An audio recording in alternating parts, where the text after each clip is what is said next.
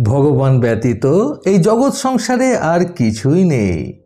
ঈশ্বর চাইলে ফকিরকে রাজা বানিয়ে দিতে পারেন, আবার রাজাকে ফকিরও বানিয়ে দিতে পারেন। বন্ধুরা, এই অসাধারণ প্রসঙ্গটাকে কেন্দ্র করে আজকে আমি আপনাদের এক রাজা এবং সাধুর সুন্দর একটি গল্প শোনাবো।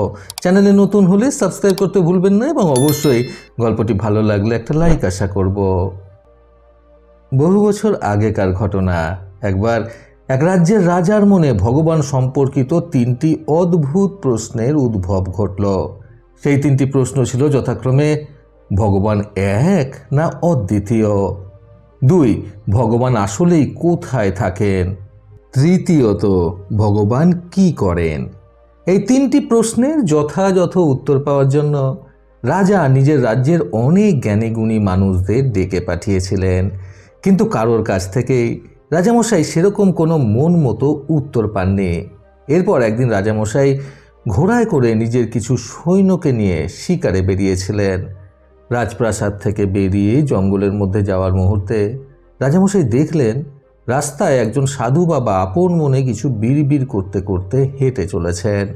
সাধুটাকে দেখে রাজামশাইয়ের মনে হচ্ছিল যে ইনি আর 5 জন সাধুর মতো মোটেও সাধারণ কেউ নয়। ওনাকে আপাদমস্তক দেখে বোঝা যাচ্ছিল যে উনি অত্যন্ত জ্ঞানী একজন মানুষ। তাই রাজামশাই ওনার সামনেই ঘোড়ায় করে থামলেন এবং সেই সাধুকে উদ্দেশ্য করে বললেন, আপনার কাছে আমার 3টি প্রশ্ন জানার ছিল। প্রথম, ভগবান এক না অদ্বিতীয়? দ্বিতীয়, ভগবান আসলেই কোথায় থাকেন? তৃতীয়, ভগবান কি করেন? রাজামশাইয়ের এই কথাগুলো শুনে সাধুটি বলে উঠলেন, আপনার যে 3টি প্রশ্নের উত্তর জানার আছে সেটা না হয় বুঝলাম, কিন্তু একজন রাজা হয়ে আপনার কেমন আচরণ বলুন তো? আমি একজন সাধু মানুষ, আমার সামনে আপনি ঘোড়া থেকে পর্যন্ত নামলেন না। ঘোড়ায় বসে বসে আপনি আমাকে প্রশ্ন করে চলেছেন। কোথায় আমাকে একটু ভালো মন্দ খাবার খেতে দেবেন, আমাকে একটু থাকার জায়গা করে দেবেন, সেখানে আমি একটু বিশ্রাম করব, তারপরে না হয় আপনার প্রশ্নের যথাযথ উত্তর দেব। সাধুর এই কথাগুলো শুনে রাজামশাই বুঝে গেলেন যে এই মানুষটাই ওনার প্রশ্নের যথাযথ উত্তর দেওয়ার উপযুক্ত। তখন রাজামশাই নিজের ঘোড়া থেকে নেমে সাধুকে নিয়ে নিকটবর্তী জঙ্গলের দিকে এগিয়ে চললেন পায়ে হেঁটে। সামনের জঙ্গলেই রাজামশাইয়ের একটি ছোট মতো বাড়ি নির্মাণ করা ছিল। কখনো কোনো বিপদগ্রস্ত হলে যেন সেখানে গিয়ে আশ্রয় নিতে পারেন এই কারণে। জঙ্গলের ভিতরে সেই বাড়িটাতেই রাজামশাই সাধু বাবাকে নিয়ে গিয়ে রাখলেন। সেখানে সব রকম সুব্যবস্থাই ছিল। সেখানে রাজামশাই প্রথমেই সাধু বাবাকে সুস্বাদু সকল খাবারের ব্যবস্থা করে দিলেন। সেগুলো মহা আনন্দে খাওয়ার পর সাধু বাবাকে রাজামশাই থাকার ব্যবস্থা করে দেওয়ায় সাধু বাবা সেখানে বেশ কিছুক্ষণ আরাম করে বিশ্রাম নিলেন। এরপর রাজামশাই যখন সাধু বাবাকে প্রশ্ন করে বললেন, বাবা, আমার 3টি প্রশ্নের এবার তো উত্তর দিন।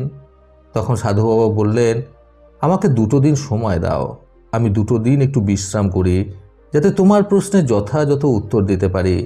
2 দিন পর তুমি এসো। সাধুর কথা শুনে রাজামশাই ফিরে গেলেন রাজপ্রাসাদে। তারপর ঠিক 2 দিন পরে যখন রাজা আবার সাধুর কাছে ফিরে এলেন এবং নিজের প্রশ্নের উত্তর জানতে চাইলেন, তখন সাধু আবার রাজাকে বললেন, আচ্ছা, তুমি তোমার এই 3টে প্রশ্নের উত্তর একাই শুনবে নাকি তোমার পরিবারের সকল প্রিয়জনকে নিয়েই শুনবে? রাজামশাই উত্তর দিলেন, সকল প্রিয়জনদের নিয়ে শুনলেই তো ভালো হয় সাধু বাবা। সাধু বাবা তখন বললেন, তাহলে সকলকে নিয়ে এসো। রাজামশাই আবারও বললেন, কিন্তু আমার পরিবারের সকল প্রিয়জনেরা তো অনেক দূরে দূরে থাকে, আর তাদের সকলকে একত্রিত করতে তো আমার অনেক দিন সময় লেগে যাবে। তখন সাধু বাবা বললেন, তাহলে তোমাকে 1 মাসের সময় দিলাম। তুমি 1 মাসের মধ্যেই তোমার পরিবারের সকলকে একত্রিত করে নাও, তারপরে আমাকে ডেকো। আমি তোমার রাজপ্রাসাদে গিয়ে তোমার সকল প্রিয়জনদের সঙ্গে করে নিয়ে তোমার সেই 3টি প্রশ্নের উত্তর দেব। রাজামশাই আবারও সাধু বাবার কথায় সম্মতি জানিয়ে সেখান থেকে চলে গেলেন এবং নিজের মন্ত্রীকে সঙ্গে করে নিয়ে 1 মাস ধরে নিজের সকল প্রিয়জনদের খবর দিতে লাগলেন যে ঠিক 1 মাস পর একটি নির্দিষ্ট দিনে সকলকে রাজপ্রাসাদে উপস্থিত থাকতে হবে। রাজামশাইয়ের বলে দেওয়া দিনটি অনুযায়ী ওনার সকল পরিবারের প্রিয়জনেরা ওনার রাজপ্রাসাদে এসে উপস্থিত হলেন। তখন রাজামশাই নিজের সৈন্যকে বললেন, জঙ্গল থেকে সেই সাধু বাবাকে সঙ্গে করে নিয়ে আসতে। এই 1 মাসে সাধু বাবা বেশ আনন্দে জঙ্গলের সেই বাড়িটাতে দিন কাটাচ্ছিলেন। সারাদিন তিনি ঈশ্বরের সেবা করতেন, নাম জপ করতেন, খাওয়া দাওয়া করতেন, বিশ্রাম নিতেন এবং জঙ্গলের মনোরম পরিবেশের মধ্যে ঘুরে ঘুরে বেড়াতেন। রাজা যখন সাধু বাবাকে ডাকার জন্য সৈন্য পাঠালেন, তখন সাধু বাবা সেই সৈন্যের সাথে করে রাজপ্রাসাদের উদ্দেশ্যে রওনা দিলেন। রাজপ্রাসাদে সাধু বাবা উপস্থিত হওয়ার পর রাজামশাই সাদরে অভ্যর্থনা জানালেন সেই সাধু বাবাকে। তারপর রাজা সাধু বাবাকে বসতে দেওয়ার জন্য একটি সিংহাসন দিলেন, কিন্তু সাধু বাবা সেখানে বসলেন না। বরং তিনি রাজাকে বললেন, আমি একজন সাধু মানুষ, এই সিংহাসন আমার বসার যোগ্য নয়। আমি বরং মেঝেতেই বসতে বেশি স্বাচ্ছন্দ্য বোধ করি, তাই আমি এই মেঝেতে বসেই আপনার প্রশ্নের উত্তর দেব। আপনি দয়া করে আপনার সেই 3টি প্রশ্ন আবারও বলুন। তখন রাজামশাই হাত জোর করে সাধু বাবার সামনে নিজের সেই 3টি প্রশ্ন আবারও বললেন। সেগুলো হলো যথাক্রমে, প্রথম, ভগবান এক না অদ্বিতীয়? দ্বিতীয়, ভগবান আসলেই কোথায় থাকেন?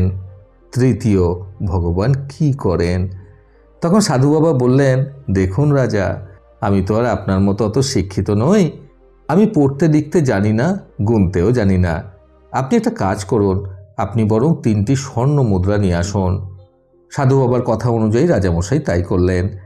এরপর 3টি স্বর্ণ মুদ্রা একটি ছোট সোনার থলেতে করে সাধু বাবার সামনে রাখা হলো। এবার সাধু বাবা রাজাকে বললেন, এবার আপনি এক এক করে প্রত্যেকটি স্বর্ণ মুদ্রা গুনুন।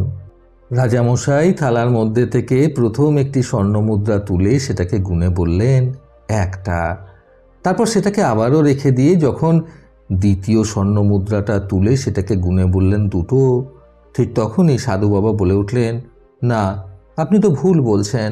আপনার হাতে তো একটাই স্বর্ণ মুদ্রা রয়েছে, আপনি কেন ওটাকে 2টো বলছেন? রাজা তখন বললেন, কিন্তু আমরা তো এভাবেই গুনি। সাধু আবারও বললেন, তোমার হাতে তো এখন একটাই স্বর্ণ মুদ্রা আছে, আপনি তো চোখে একটাই স্বর্ণ মুদ্রা দেখতে পাচ্ছেন এখন। এরপর রাজা সেই স্বর্ণ মুদ্রাটা হাত থেকে নিচে নামিয়ে রেখে তৃতীয় স্বর্ণ মুদ্রাটাকে হাতে তুলে দিয়ে বললেন, 3। তখন সাধু আবারও বললেন, আপনি আবারও ভুল বলছেন। আপনার হাতে তো একটাই স্বর্ণ মুদ্রা আছে এখন, আপনি ভালো করে চেয়ে দেখুন আপনার হাতের দিকে, সেখানে কি 3টে স্বর্ণ মুদ্রা আছে? তখন রাজামশাই বললেন, হ্যাঁ, সেটা তো ঠিকই বলেছেন। আমি 1 বলি, 2 বলি বা 3 বলি, কিন্তু আমার হাতে তো একটা করেই স্বর্ণ মুদ্রা আছে। তখন সাধু বলেন, হ্যাঁ, ঠিক এই রকমভাবেই আমরা ঈশ্বরকে বা ভগবানকে একের অধিক বা অদ্বিতীয় বললেও কিন্তু ঈশ্বর এক এবং অনন্য। যে ভক্ত ভগবানের একবার দর্শন পেয়েছে সে ভগবানকে এক ভেবেছে, যে ভক্ত 2বার দর্শন পেয়েছে সে 2 ভেবেছে, আর যে 3বার দর্শন পেয়েছে সে 3 ভেবেছে, কিন্তু ঈশ্বর বা ভগবান একটাই। এরপর রাজা সেই সাধুর উদ্দেশ্যে হাত জোর করে বললেন, সাধু বাবা, এইরকম প্রশ্নের উত্তর আমি কখনোই পাইনি। আপনার প্রশ্নের উত্তরে আমি সন্তুষ্ট, তাই আমি মেনে নিচ্ছি যে ভগবান একজন। এরপর দয়া করে আমার দ্বিতীয় প্রশ্নের উত্তর দিন, যে ঈশ্বর কোথায় থাকে এবং কোথায় ওনাকে পাওয়া যায়? সাধু বাবা তখন বলেন, আমার খুব দুধ খেতে মন চাইছে, আমার জন্য 1 গ্লাস দুধ আনিয়ে দিন। রাজামশাই সাধুর কথা অনুযায়ী ওনার জন্য তৎক্ষণাৎ 1 গ্লাস ঘন দুধ আনিয়ে দিলেন। সেই 1 গ্লাস দুধটাকে হাতে নিয়ে সাধু বাবা সেই দুধের গ্লাসের মধ্যে আঙুল ঢুকিয়ে ঘোরাতে লাগলেন। এটা দেখে রাজামশাই বললেন, এ আপনি কি করছেন? সাধু বাবা বললেন, আমি শুনেছি দুধ থেকে নাকি ঘি পাওয়া যায়, তাই আমি সেই ঘিটাকে বার করে খাওয়ার চেষ্টা করছি। এ কথা শুনে রাজামশাই বললেন, হ্যাঁ, দুধ থেকে ঘি পাওয়া যায় ঠিকই, কিন্তু সেই ঘি পাওয়াটা অত সহজ নয়। দুধ থেকে ঘি পাওয়ার জন্য বেশ কিছু নিয়ম অবলম্বন করতে হয়। প্রথমে দুধটাকে গরম করে সেখান থেকে সর বার করতে হয়, তারপর সেই সর জমিয়ে জমিয়ে সেখান থেকে মাখন পাওয়া যায়, আর পরবর্তীতে সেই মাখন আগুনে গলিয়ে ঘি পাওয়া যায়। দুধ থেকে ঘি পাওয়ার প্রক্রিয়া কিন্তু মোটেও অত সহজ নয়। এই কথা শুনে সাধু বাবা দুধের গ্লাসটা নিজের হাত থেকে নিচে নামিয়ে দিলেন। তখন রাজা বললেন, কি হলো বাবা, আপনি দুধটা খাবেন না? সাধু বাবা তখন বললেন, না, আসলে আমি তোমার প্রশ্নের উত্তর দেওয়ার জন্যই 1 গ্লাস দুধ চেয়েছিলাম। ঠিক যেমন দুধ থেকে ঘি পাওয়া যায়, কিন্তু দুধ থেকে ঘি নির্গত করার প্রক্রিয়াটা মোটেও সহজ নয়, ঠিক সেরকমই ঈশ্বর সব জায়গাতেই বিরাজমান, কিন্তু ওনাকে পাওয়ার বা দেখার বেশ কিছু নিয়ম অবলম্বন করতে হয়, যেটা মোটেও সহজ নয়। দ্বিতীয় প্রশ্নের এত সুন্দর উত্তর পেয়ে রাজামশাই হাঁটু গেড়ে সাধু বাবার সামনে বসে পড়লেন। তারপর বললেন, আপনার কাছ থেকে দ্বিতীয় প্রশ্নের এত সুন্দর উত্তর পেয়ে আমি সত্যি আপ্লুত। এরপর রাজামশাই সিংহাসনে বসে আবারও বললেন, দয়া করে এবারে আমার তৃতীয় প্রশ্নের উত্তরটা বলে দিন, যে ভগবান কি করেন। তখন সাধু বাবা বলেন, আচ্ছা, আপনি আমাকে প্রশ্ন করছেন আর আমি আপনার প্রশ্নের উত্তর দিচ্ছি, এক্ষেত্রে কে গুরু? তখন রাজামশাই বললেন, আপনি আমার গুরু। তখন সাধু বললেন, তাহলে এ আপনার কেমন অবিচার বলুন তো? আমাকে নিচে বসিয়ে রেখে আপনি সিংহাসনে বসে আছেন। তখন রাজামশাই বললেন, তাহলে আমাকে এখন কি করতে হবে সাধু বাবা? সাধু বললেন, আপনি নিচে নেমে এসে বসুন আর আমাকে সিংহাসনে বসতে দিন। রাজামশাই সাধুর কথা অনুযায়ী তাই করলেন। তারপরে সাধু বাবা চুপ করে সিংহাসনে বসে রইলেন। তখন রাজা বললেন, কি হলো বাবা, আমার প্রশ্নের উত্তর দিন। তখন সাধু বললেন, ভগবান তো এটাই করেন, যার যার কর্মফল অনুযায়ী ফকিরকে রাজা বানিয়ে দেন, আবার রাজাকে ফকির পর্যন্ত বানিয়ে দেন। কর্ম অনুযায়ী মানুষকে সবসময় ফল দিতে থাকেন ভগবান। তখন রাজা বললেন, আমি আমার 3টে গুরুত্বপূর্ণ প্রশ্নের উত্তর খুব সুন্দরভাবে পেয়ে গেছি বাবা, এর জন্য আমি আপনার কাছে চিরকৃতজ্ঞ। বন্ধুরা, ঈশ্বরের অস্তিত্ব বুঝতে আজকের এই সুন্দর গল্প থেকে শিক্ষণীয় 3টি কথা সর্বদা মনে রাখুন। প্রথমত, ভগবান প্রত্যেক জায়গায় বিরাজমান, কিন্তু সেই সকল অন্ধ ভক্তরাই ভগবানকে দেখতে পারেন যারা কঠোর পরিশ্রম করেন ওনাকে দেখার জন্য।